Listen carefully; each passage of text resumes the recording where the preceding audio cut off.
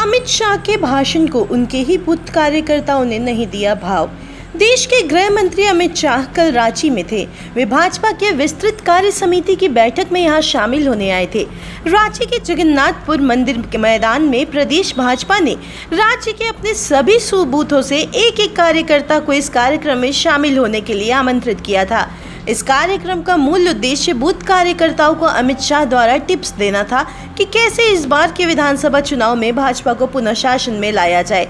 हालांकि इस दौरान भाजपा कार्यकर्ताओं ने अमित शाह को ऐसा अनदेखा किया जिससे अमित शाह गुस्से में तिलमिला उठे।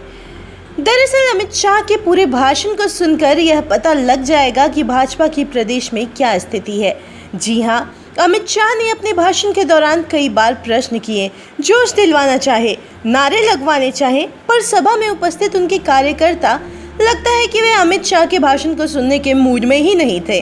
बता दें, बेचारे अमित शाह भाषण की शुरुआत में ही भारत माता की जय के नारे लगवाते हैं। सभा में उपस्थित लोगों से वे पूछते हैं कि सरकार बदलनी है या नहीं, पूर्ण बहुमत की सरकार बनानी है या नहीं, लेकिन भीड़ से मरी हुई आवाज़ आती है जिसे सुनकर वे खुद कहते हैं कि ऐसी आवाज़ नहीं, मोदी जी दिल्ली में हैं, उन तक आवाज़ पहुंचनी चाहिए।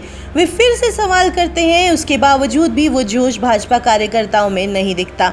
वहीं दूसरी बार जब वे कहते हैं कि इस लोकसभा चुनाव में भी उनकी पार्टी को 52 विधानसभा सीटों पर बढ़त मिली है, आने वाले दिनों में यहाँ किसकी सरकार बनेगी, फिर भीड़ की ओर से बहुत धीमी आवाज़ आती है। वे फिर बोलते हैं, अरे जोर से बोलो, किसकी सरकार बनने वाली है। तब भीड़ कहती है, भाजपा की। बताते चले कि ऐसा बार बार हुआ जब अमित शाह केंद्र में सरकार किसकी बनी है पूछते थे और हर बार भीड़ से मरियल आवाज़ आती, जिस पर वे डांट कर बोलते, अरे जोर से बोलो, चुनाव कौन जीता। तब कहती है, भाजपा। अब ऐसे में जब बूथ का कार्यकर्ता अपने ही नेता के भाषण को ध्यानपूर्वक नहीं सुनता और न उनके भाषण में पूछे गए प्रश्नों का उत्तर देता है, न ही नारे लगाता है, वो क्या पीएम मोदी के किए गए कार्यों की सूची लेकर मतदाताओं तक जाएगा या उन स्थानों पर जाएगा जहां इनके बड़े बड़े नेता अब जाने से कतराने लगे हैं? सवाल तो फिलहाल यही है।